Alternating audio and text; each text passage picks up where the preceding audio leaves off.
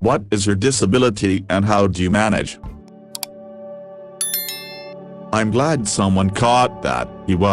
He trained and worked as a mechanic for 20 years with vision similar to mine. Then around age 40 he lost his vision entirely. He tried to continue working in a shop for a while, but couldn't rely on his co-workers to put tools back where they belonged, or not leave obstructions in walkways, so he opened his own shop out of his garage, and ran it successfully for another 20 years before he retired. Could diagnose the problem by the sound it made driving up, and fix it by touch.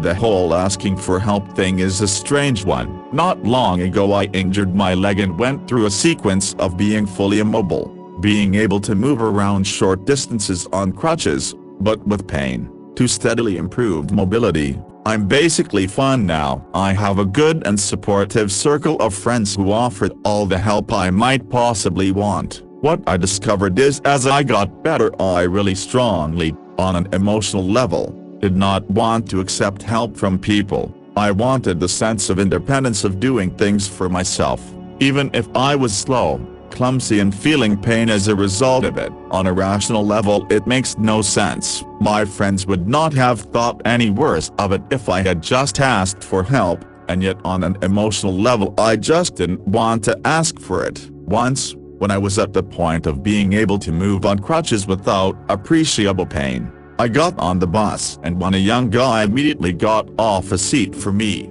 I caught myself actually feeling resentment, that like, I'm okay, I can just stand. It's funny because, earlier in my recovery, when I got on a bus and genuinely was in pain and the same thing happened, I was extremely grateful for the seat. On a rational level it makes absolutely no sense, and yet that was the emotional reaction I had at the time. I totally understand that my experience was something of a disability tourist, and that it was a passing phase of my recovery from an injury. But I found that actually living through it changed my view on the topic of the psychological aspects of how living with a disability affects people, in a way that previously I couldn't easily relate to. Foraminal stenosis, issues around C5, pinched nerve due to bone spurs, can hear cracking in the neck anytime anywhere. With slight movement, it sucks on the bad days but is manageable on the good days. Might get surgery one day in the future to try and fuse the discs and free the nerves. Until then I must survive and do well for my family. Good luck to you. I was born with cerebral palsy and I struggle with being kind to myself. I always think that I could be achieving more than I am as a result of the organizational challenges associated with my disability. Any advice on how to refrain negative thinking? Likewise, how do I encourage positive thinking? ADHD, medication, and at this point most of my executive function is outsourced to my wife. She's the kind of organized person who keeps a diary with all the family appointments in it anyway, so she includes mine and lets me know about my schedule. Once a year one watch in Oz, she does the changing of the diaries. It's like a superpower. She writes appointments in her diary, every time, and then she checks it and just knows. My job is to tell her immediately if I make an appointment on my own, and to check with her when would be good if that's an option. I roll my eyes so hard at dudes who make jokes about me being whipped when I get invited to something social and I'm like, let me just check with my wife if I'm free. I am not risking this sweet setup where my life is organized for me by getting in the way of my wife's system. If I mess up by double booking myself by agreeing to go paintballing with friends on the same day of, I don't know, a doctor's appointment, she might make me keep track of my own schedule and I'll be sent back to the hell of being incredibly bad at that I lived in before. No thanks. My wife is kind enough to track my schedule for me, and I show my gratitude by making sure that's easy enough for her to do. I have it too. Unfortunately, I was severely uneducated about the subject before I was diagnosed. Once I realized how much it affected my life, I honestly did not want to live anymore. I seen this as a massive burden and struggle that I must deal with. I'm trying really hard to fight to stay alive so I can get my hands on meds. I've also come to terms with the fact that my last relationship ended because of my undiagnosed ADHD. It ended at the end of March. I wake up every day with good old RSD, reminding myself that I'm an asshole for what I did and I'll never forgive myself for my mistakes. Recently got diagnosed at age 36. I'm chaos incarnate, my therapist says. I have a high IQ and an even higher processing information IQ, but for the life of me I'm freaking forgetful as hell. I write everything down in my Google shared agenda with my fiancé, with added things I can only see like clipping my damn fingernails or doing my beard. Otherwise I won't do it unless I get it pointed out. I'm way too biased thinking and doing 6 things at a time. No medication yet, as that's what my therapist will talk about next appointment. I'm actually used to being chaos, but my fiancé would love for me to be less, I'm sure. As a fellow ADHD/ADD which was discovered at 29, now I'm 40. I totally concur the above. If I don't write things down I tend to forget them. It didn't get easier when I was diagnosed with a brain tumor, which did reappear for the 3rd time in 7 years. Got a chemotherapy for this one. So glad that your wife is willing to help you. She's definitely a keeper. Getting help is not always easy, so when you realize you need it, and it is given to you, all the better. My short-term memory is completely shot to hell, especially when having appointments, so yes, writing the dates down on a calendar really helps. So my husband is the one with ADHD, diagnosed at 36, and he keeps the schedule, but I think it's because he was diagnosed so late it became his coping mechanism. I get myself in trouble by not emailing things to him because I forget. On the other hand, I'm the finder of things and I'm the regulator of emotions law for both him and my kids that have ADHD. Did you tear something? When my ACL blew, I thankfully had the weird genetic disposition and leg strength that I was able to carry on normally with very little issue and stability problems. With the brace I was even able to continue playing indoor soccer with no problems. However, if I moved wrong my knee would hyperextend and hurt. Once I got my ACL reconstructed 12 years ago, I've not had it happen a single time these days. Yeah, but I've adopted a lot of ways to limit how much stress I put on that leg, from how I walk, sit, take stairs, etc. They're pretty much ingrained in me now. At first it was pain all the time, sometimes debilitating, and I walked with a cane for over a year. I can't run anymore, like functionally. If I try the leg will just collapse even though I've got more muscle strength in my calves and thighs than any time previously. I can speed walk and jog at most. The former I can get out of without any pain. The latter will have me laid up for a few hours when I'm done. Was born with moderate hearing loss in my ears and at age 9, which started to happen months after a car accident. I lost my hearing and started to become severe. So for reference, I used to be able to put headphones on and still be able to hear the song at basically high volume. When I lost my hearing it got increasingly difficult to even hear the lyrics. At age 12 and 17 got my cochlear implants, and it was crazy the little sounds I had missed that I couldn't really hear with my hearing aids. My favorite, being Canadian, is the sound of hockey sticks on TV. Edit. I manage mostly lip-reading people. I know some sign but I don't really use it. I can hear words and sentences but my brain still has difficulty processing information, so I'll miss what is being said unless I focus on the person speaking. So sometimes I have someone rephrase a sentence just because I could not understand a word.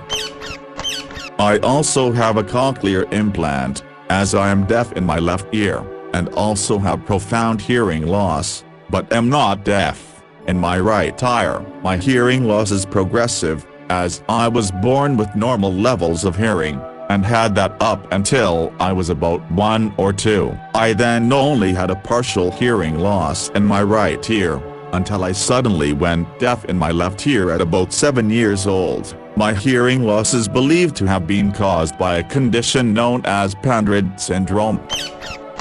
I'm almost totally blind. I manage because I have to, even though it's really hard some days. I've been like this my whole life, so don't know what I'm missing out on. The world isn't made for people like me, but the best we can do is make it work, somehow. Bipolar Type 1. Been in and out of mental facilities. Nobody tells you that the worst part is that you may never know you are having a manic episode, but everyone around you does. The ramifications of it is that now I have to walk around second-guessing everything I'm saying, doing before I do it. It's exhausting. It's like, where does bipolar end and where do I begin? Shit. This mania feels like a violation, even though it comes from within. You are run ragged and used, but by a prior self. The sense of embarrassment is beyond words, and the realization that an immense sense of power and understanding, almost a religious experience, was nothing but a drug one had no choice in the matter of taking, is really jarring. It feels like you met God, and then found him to be false. I haven't had a manic episode since 24. And it wasn't until my 30s that I felt confident in my ability to tell the difference between real transformation and shedding fuck. I'm doing it again. Me too. The constant policing and monitoring of my behavior is pretty exhausting, but has made me a very self-aware person. I'm always the first to say sorry, and my friends say that even though I can definitely get difficult, the fact that I'll apologize the next day while many people never do is why they love me. Smile. Lots of good and bad with bipolar 2, but I guess that makes sense given the nature of the disease. Well, Buterin and Lamictal have been life-changing, and I don't see myself going off of them anytime soon. Finally feel like myself after 10 years of feeling trapped in my own brain. Love to have a nice long depressive episode where I can ruminate on all the embarrassing shit I did while I was manic and not talk to any of my friends because I'm 1000% certain that they now think I am cringe. Really excellent disorder. Hope they never find a cure. Love not knowing what my personality actually is because it changes on a dime. They're different for everybody. But for me, I would feel so creative. I had so many ideas and I was going to revolutionize the industry. Which industry? Whichever industry I just had the idea for. And boy oh boy, I would work on that idea furiously for a couple of days, max. Then I'd have the next idea. And I was going to revolutionize that industry. Then I get back to that first one. But hey, another idea. Yes. The exclamation points are absolutely vital to convey the level of increasing energy. And then that energy would morph into irrational anger at everyone and everything. Come into my room, I hate you. I don't care that it's your room, too, and you're not even speaking to me. I will sit here and seethe in silence. After the anger always came the depression and suicidal ideation. At least I was consistent before I found the right cocktail of meds. And then that energy would morph into irrational anger at everyone and everything. This is what most people don't understand about mania. It's not a happy experience, or, at least, 90% of it isn't. Dysphoric mania, anxiety, rage, seems to be at least as common. It doesn't help that you almost never recognize it as a manic episode until after the fact, during the anxiety-ridden calm down. And there are physical symptoms, too. The pressure behind the eyes, the electricity in the legs, the feeling of intense bodily heat even in a 17°C bedroom, the digestive nonsense, and the constant feeling of being on the edge of a panic attack. Not fun. Was in a car crash at age 14, spent 7 days in a coma, damaged my frontal lobes which are responsible for seeing the consequences of your actions. I used to get so mad and blurt out such dumb stuff. and make so many bad decisions. I'm 32 now. In the last few years I have realized how much of a lunatic I used to be, so I guess I am recovering. And I try to be very nice and polite to people. I am one of the few women praying for menopause. Same. In my case, I have adenomyosis. I was getting 4 iron infusions twice a week. For so long my veins were starting to scar over, and my hematologist, which I saw for chronic severe anemia, wanted to have a port surgically placed. Ablation made things worse. My body rejected 3 ids, well, less rejected than a big clot forced. Push them out. Insurance won't cover a hysterectomy because I'm too young. I'm 36 and have no kids. I can't have kids. Only thing that works for me is continuous dose, as in, no week off. Hormonal birth control to completely suppress my periods, given my age and migraine with aura and weight. Working on it, but it's not a quick process. It puts me at a much higher risk for blood clots. But it's either that or a complete inability to function for 10-14 days a month and a fucking surgical port in my chest for iron infusions. Best apart, I've had adenomyosis for over 20 years, when I started menstruating, because all the symptoms go back to the very beginning, but wasn't diagnosed until 31 because no one, until my living angel current kin, believed me until I collapsed and needed an emergency blood transfusion. Some women just have heavy periods and young women with no kids don't get adenomyosis. Edit typos. Hey, I had this. Tried all forms of birth control and nothing stopped it. My anemia was so bad it was like I had Alzheimer's. I got an ablation and it changed my life. It's an outpatient surgery where they laser down the layers of your uterus that have built up. I was out in about 3 hours. I barely get a period now. My anemia is gone. 100% worth it. The cause is currently undiagnosed, but I have premature arthritis. Like I'm not even 30 yet and already have an insane amount of degradation in my spine, hands, and feet. I have an array of lab work to get done just this week actually. In order to find the cause, I dissociate a lot. It numbs the pain for a little bit. Separating myself from my body is the closest thing I have to feeling healthy. Heat makes it feel slightly more bearable, so I move where it's hot all the time and use heating pads. However, I haven't found a solution that leaves me without pain even for a day. Hey. So at 28 I played like 8 months of mystery diagnosis to find out I had undifferentiated connective tissue disease. Main symptom was early arthritis and way too many joints. For the past almost 2 years I've been treated with a combo of meds and my life has drastically improved. There is help and hope, even if it doesn't feel like it. I'm in my early 30s and have had rheumatoid arthritis since I was a kid. So over 20 years, even hip replacements in my early 20s. In recent years with chronic pain now daily, I am on a biological that gives me relief. Modern medicine really helps, but you going to figure what works best for you. Advocate for your health and wish you well. I have chronic gastritis, mystery stomach problems. It's been about 8.5 years of this. I can't drink alcohol at all anymore. I cannot eat anything spicy or acidic. I am in constant pain, varying between a burning feeling in my stomach to just constant nausea/pressure/swelling feelings. It's taken a huge mental toll on me since I have considered myself a little bit of a foodie and I cannot enjoy food like I used to. Doctors cannot figure it out and I've had so many tests and treatments and almost zero relief. Progressive motor neuron disorder. I've been dealing with it for 26 years now. I'm lucky that mine has progressed slowly. I use a wheelchair at this point. Unluckily my insurance only covers shitty ... heavy ... cumbersome ... worthless chairs. So I have to pay out of pocket. With the chair I have now I can work 40+ hours a week and go out with friends a couple times a week. Weekends are usually spent recuperating from all the energy I spent getting around all week.